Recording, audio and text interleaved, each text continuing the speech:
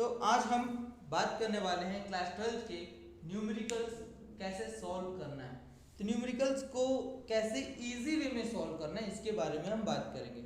Easy way to solve numericals, इसमें मैं आपको स्टेप्स प्रोवाइड करूंगा कि कैसे आपको स्टेप वाइज न्यूमेरिकल्स को सॉल्व करना है एंड वैसे सॉल्व करते करते आपको कैसे प्रैक्टिस करना है जिससे कि आपको अच्छा स्कोर हो पाएगा 12th के बोर्ड एग्जाम्स में। तो स्टे ट्यून। तो हम स्टार्ट करते हैं बिना वीडियो को ज़्यादा खींचे। फर्स्ट स्टेप है आपका कि आपको ये पता होना चाहिए कि क्वेश्चन में गिवन क्या है। अगर आपको ये समझ आ जाता है कि क्वेश्चन में गिवन क्या क्या है तो आप समझना कि आपका आधा क्वेश्चन सॉल्व हो चुका है।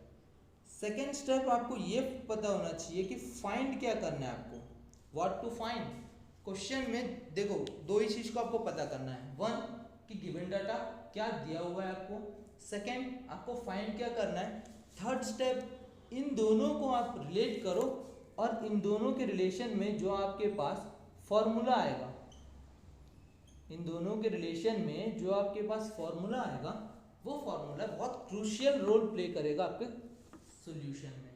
कहने का मतलब है आपको ये पता चला, स्टेप 2 पता चला, स्टेप 3 के लिए आपको थोड़ा सा दिमाग लगाना पड़ेगा।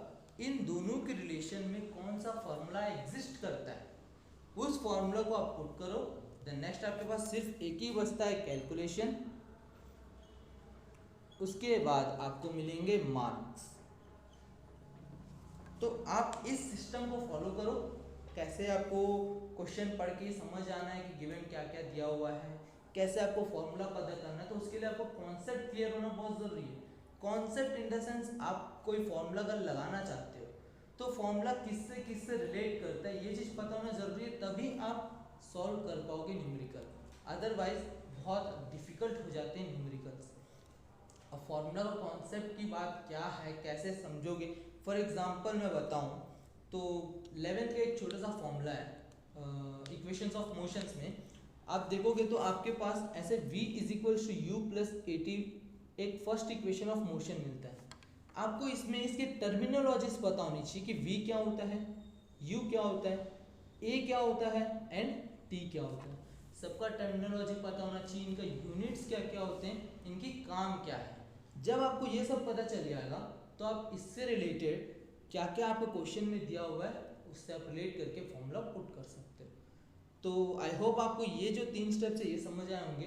तो अब मैं स्टार्ट करता हूँ, आपको क्वेश्चन एक दो तो एक्सप्लेन करूँगा कि कैसे आप इस फॉर्मूला के मेथड से, मतलब ये 3 स्टेप से आप कैसे किसी भी क्वेश्चन को ईजिली सॉल्व कर पाओगे। तो चलिए एग्जाम्पल स्टार्ट करते हैं। इस एग्जाम्पल में जैसे देखते हैं क्वेश्चन हमको मिला है, calculate charge in coulomb in the nucleus of nitrogen. Nitrogen in the sense 7 उसका एटॉमिक नंबर है, 14 उसका एटॉमिक मास। तो आपको इस क्वेश्चन को पढ़ के सबसे पहले तो ये पता चल गया कि आपको कैलकुलेट क्या करना है, चार्ज को कैलकुलेट करना है। इन द सेंस ये 2 फाइंड हो गया आपको दिया क्या है। तो क्वेश्चन में आपको गिवन क्या है, nucleus of nitrogen. In the sense आप सबसे पहले गिवन डाटा लिख लीजिए। आपका गिवन डाटा में आपका हो जाएगा क्या दिया हुआ है, atomic number of nitrogen. Atomic number of nitrogen कितना दिया हुआ है, तो 7। तो ये चीज़ आपको पता होना चाहिए कि अगर एटॉमिक नंबर नाइट्रोजन का 7 है दैट मीन्स यही आपका number of proton as well as number of electron हो जाता है। ये चीज़ आपको पता होना चाहिए। एंड देन नाउ यहाँ पे आपको फाइंड क्या करना है, तो to find charge in coulomb. Charge in coulomb मतलब आपको क्यू फाइंड करना है कितना होगा। तो अब देखिए नंबर ऑफ एटॉमिक नंबर से चार्ज का कोई रिलेशन हम 12th में पढ़े ही नहीं है ना। तो आप किसके किसके रिलेशन पढ़े हो, तो यहाँ पे आपको जो नंबर ऑफ प्रोटॉन या इलेक्ट्रॉन दिख रहा है उससे आप चार्ज का रिलेशन पढ़े हो। चैप्टर 1 अगर याद करोगे, क्वांटाइजेशन ऑफ चार्ज करके एक टॉपिक है जिसके अंदर ये बोला जाता है तो जो आपका Q यानी कि चार्ज है वो आपका इंटीग्रल मल्टीपल होता है चार्ज प्रेजेंट इन 1 इलेक्ट्रॉन और प्रोटॉन। ये फॉर्मूला याद है आपको? देखिए फर्स्ट स्टेप में मैंने गिवन डाटा लिखा, सेकेंड स्टेप आपको टू फाइंड क्या कैलकुलेट करना है वो, थर्ड स्टेप फॉर्मूला, बस क्वेश्चन तो सॉल्व हो गया आपका। तो यहाँ पर आप पुट करोगे Q is equals to number of electrons कितने हैं 7 इंटू एक इलेक्ट्रॉन या प्रोटॉन में चार्ज कितना होता है, तो 1.6 into 10 to the power minus 19 coulomb का चार्ज होता है। देन मल्टीप्लाई कर लो 16 इंटू 7 कितना हो जाता है, 16 7 जा 112 होता है, एक पॉइंट तो एक के बाद point into 10 to the power minus 19 coulomb, ये हो गया आपका आंसर। इसी वे में बनाइए, आपका एक भी नंबर एग्जाम में कटेगा ही नहीं। तो आई होप ये समझ आया होगा। एक क्वेश्चन मैं ऐसा आपको एक्सप्लेन करूंगा जिसमें कोई भी गिवन डाटा नहीं दिया होगा, उसमें से आपको कैसे फाइंड आउट करना है गिवन डाटा और उसको। देन नाउ नेक्स्ट एग्जांपल, इस क्वेश्चन को देखो, हाउ मच पॉजिटिव और negative charge is there in a cup of water. इस क्वेश्चन में आपको पता चल रहा है क्या गिवन है, आपको क्या फाइंड करना है। तो इस क्वेश्चन को एक और बार पढ़ना, हाउ मच, ये आपसे पूछ दिया क्वेश्चन कितना पॉजिटिव और नेगेटिव चार्ज, आपसे ये पूछा है, आपको फाइंड क्या करना है, पता चल गया charge is there in a cup of water, आपको गिवन है cup of water. Generally cup of water in the sense कितना होता है 250 ग्राम्स लेते हैं जनरल टर्म्स में। तो आपको गिवन डाटा लिख लो, सबसे पहले गिवन आपको क्या है कप ऑफ वाटर, एक cup of water contains 250 grams, और आपको टू फाइंड लिख लो, फाइंड आपको क्या करना है, तो चार्ज फाइंड करना है। फिर से वही, वहाँ पे वेट दिया हुआ है, यहाँ पे आपको चार्ज फाइंड करना है Q, इन दोनों के बीच में रिलेशन समझ नहीं आ रहा होगा, बट अगर तुम थोड़ा ध्यान दो तो आप एक चीज कर सकते हो, ये जो वेट दिया हुआ है इसका ग्राम मास दिया हुआ है, आप उससे इसका मॉलिक्यूल्स काउंट कर सकते हो कितना होगा, फिर वो मॉलिक्यूल से आप उसका नंबर ऑफ इलेक्ट्रॉन्स और प्रोटॉन्स निकाल सकते हो। वो कैसे, अभी देखो। तो देखो 1 mole of water contains 1 mole of water contains 18 grams, ये सबको पता है, और 1 मोल का वैल्यू एवोगैड्रो ने पहले ही दिया हुआ था, कितना है 6.02 into 10 to the power 23 is equals to 18 gram हो जाएगा। यहाँ से आप 1 ग्राम ऑफ वाटर का अगर कितने मॉलिक्यूल्स है वो देखो, तो आपको इतने मॉलिक्यूल्स मिलेंगे, बट आपके पास 1 ग्राम है क्या, आपके पास तो 250 ग्राम है, तो 250 ग्राम में कितने मॉलिक्यूल्स वो देख लो। तो number of molecules present in 250 gram of water, तो कितना हो जाएगा आपका 6.02 into 10 to the power 23 multiply 250, और आपके पास बाय में 18 ग्राम दिया हुआ है। आप इसको सॉल्व करोगे तो आपको नंबर ऑफ मॉलिक्यूल्स पता चल जाएंगे।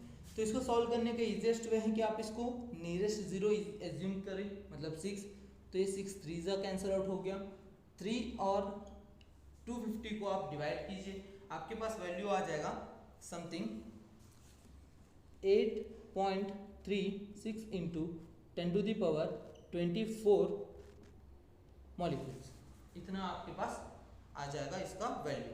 ये मॉलिक्यूल्स आए हुए हैं। अब आपको ये पता होना चाहिए कि एक मॉलिक्यूल ऑफ वाटर कितने इलेक्ट्रॉन या प्रोटॉन को कंटेन करता है। तो यहाँ देखिए 1 molecule in the sense H2O, यहाँ से देखोगे तो 2H मतलब 2 इलेक्ट्रॉन और प्रोटॉन, यहाँ से देखोगे तो ऑक्सीजन का 8 होता है, मतलब दोनों मिलाकर 10 इलेक्ट्रॉन्स और प्रोटॉन्स कंटेन करते हैं। तो आपके लिए यहाँ पे इजी टास्क ये है, आप देखोगे नंबर ऑफ इलेक्ट्रॉन और proton in 250 gram of water, तो कितने हो जाएंगे, तो देखो 8.36 into 10 to the power 24 multiply 10 कितना हो जाएगा 8.36 into 10 to the power 25 electron और प्रोटॉन। तो ये आ गया आपका n का वैल्यू, आपको पता चल गया कितने इलेक्ट्रॉन या प्रोटॉन है।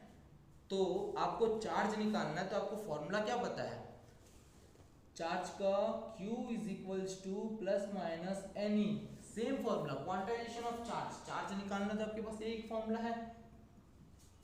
तो यहां से आप देखो n का वैल्यू आपको मिल चुका है 8.36 into 10 to the power 25 multiply 1 charge is equal to 1.6 into 10 to the power minus 19 coulomb. अब इन दोनों का मल्टीप्लाई करो और आपके पास आपका इसका आंसर मिल जाएगा। तो इसको मल्टीप्लाई करने के बाद आपको आंसर लगभग आता है 1.33 multiply 10 to the power 7 coulomb. ये लगभग आपके पास इतना चार्ज बनेगा। तो देखिए कितना सिंपल वे में आप इसको सॉल्व कर सकते हो। आपको कॉन्सेप्ट क्लियर होना जरूरी है। जब तक आपका कॉन्सेप्ट क्लियर नहीं होंगे, आप जो है न्यूमेरिकल्स बोलो या नॉर्मल क्वेश्चंस बोलो, सॉल्व करना थोड़ा सा डिफिकल्ट होता है। देखो कॉन्सेप्ट क्लियर है तभी मेरे को ये पता चला कि ये फॉर्मूला लगेगा, क्योंकि चार्ज निकालना था, यहाँ पे वेट दिया हुआ था, इससे मैं कैसे नंबर ऑफ इलेक्ट्रॉन्स निकाला। देखो तो आपको कॉन्सेप्ट पता होगा, क्योंकि आपको इलेक्ट्रॉन का तो पता है चार्ज कितना होगा 1.6 into 10 to the power minus 19। आपको फाइंड सिर्फ एक ही चीज करना था, n की वैल्यू। वो जहां मिल गए आपको पूरा इक्वेशन सॉल्व हो जाएगा। तो ये जरूरी नहीं कि आपको ये पूरा प्रोसेस फॉलो करना है, बट अगर आप ऐसे रिटर्न में अगर एक एक स्टेप वाइज फॉलो करोगे तो आपको जो है बोर्ड में स्कोरिंग बहुत अच्छा हो जाएगा। ट्राई करके देखो, आप स्कूल्स में भी इसको ट्राई कर सकते हो। स्कूल के टीचर्स भी आपको इसमें full out of full marks देंगे इस प्रोसेस से फॉलो करोगे तो ये होता है आपका आज का वीडियो यहाँ पे कंप्लीट। तो आगे का वीडियो के लिए स्टे ट्यून्ड।